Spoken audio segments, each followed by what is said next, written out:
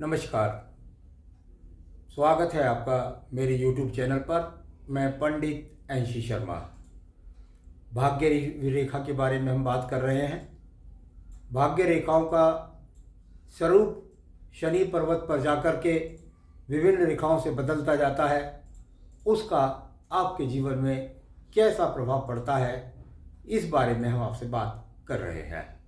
तो चलिए आज मैं आपको बताने वाला हूं कि भाग्य रेखा शनि पर्वत पर पहुंच जाए तो वो जाकर साथ ही साथ जाकर के उसका जो चित्र है वो एक 12 सींगा के, यदि सींग देखेंगे तो वो इस प्रकार से आपको दिखाई पड़ते हैं। यानी 12 सींगा एक हिरण की प्रजाति है। उस प्रजाति के अंदर उसके सींगों का जो क्रम होता है वो कुछ इस प्रकार से होता है।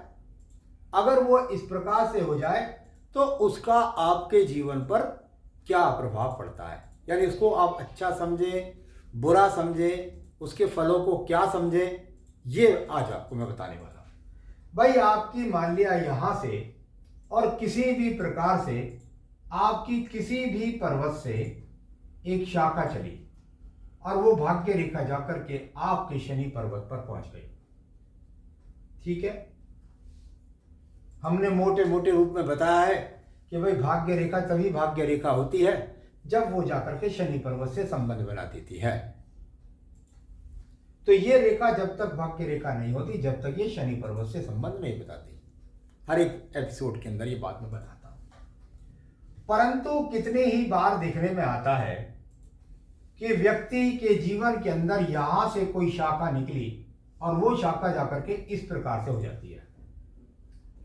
अभी वो शाखा इस प्रकार से हुई भी नहीं कि उसमें से एक और शाखा निकल करके इस प्रकार से हो जाती है, और यहां से एक शाखा इस प्रकार से निकली और उस शाखा से भी एक और शाखा इस प्रकार से निकलती है, और उस शाखा का अगर मैं देखूं तो उससे फिर एक और शाखा इस प्रकार से निकलती है, और फिर उस शाखा में से एक रेखा और इस प्रकार से निकलती है, या इस शाखा में से भी एक शाखा इधर को और निकल जाती है। यहां पर ये शाखा चली है, इसमें से भी देखें तो एक शाखा इस प्रकार से चली, इसमें से देखें तो एक शाखा इस प्रकार से चली, इधर से देखें तो बीच में से भी एक शाखा और चली, और इधर से देखें तो इसमें से भी एक शाखा और चली।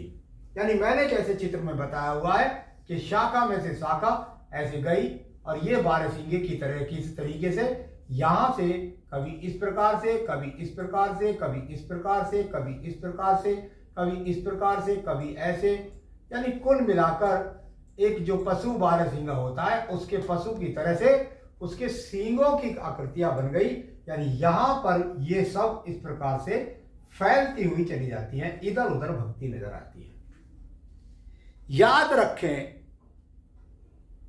इस चित्र के लिए बताना हूं बहुत समझा करके कि अगर आपके हस्तरेखा के किसी भी पर्वत पर, चाहे वो गुरु का पर्वत है, चाहे वो सूर्य का पर्वत है, चाहे बुध का पर्वत है, पर्वत के अगर आपको फल चाहिए तो आपको 2 रेखा,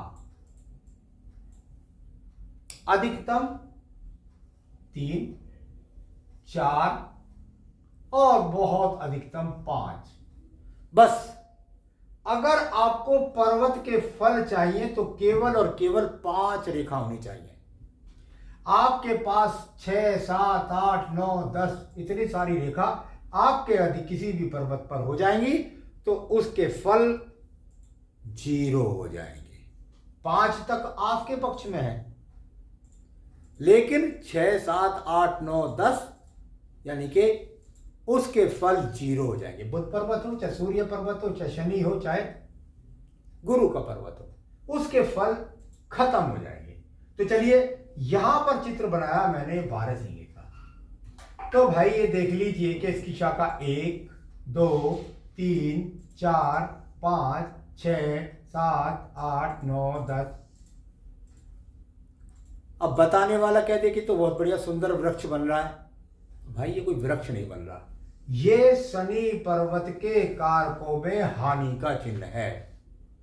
यदि इस प्रकार का 12 सींगा का चिन्ह आपके हाथ के अंदर बन गया है शनि पर्वत पर, तो आपको शनि के कारकों की जो लाभ की प्रवृत्ति है वो प्राप्त नहीं होगी। आपको धन की अड़चनें बहुत ज़्यादा आएंगी, आपको स्वास्थ्य की संबंधी समस्याएं बहुत आएंगी, आपको कर्ज का सामना होगा, आपके जीवन में अगर मैं कहूँ तो बिल्कुल भ्रमित हो जाएंगे और ये समझ नहीं आएगा कि मैं करूँ या क्या ना करूँ, समझ नहीं आएगा। क्योंकि जीवन के अंदर धन एक प्रधान लक्षण है जिसके कारण हम और आप सभी लोग जीवन यापन करते हैं। तो बारहसिंगा का चिन्ह बहुत खराब होता है। आगे भी अन्य विषयों को मैं लेकर के आपको अवगत कराता रहता हूँ। मेरे साथ जुड़े रहिए, आपको जानकारी देता रहूँगा। तब तक के लिए नमस्कार।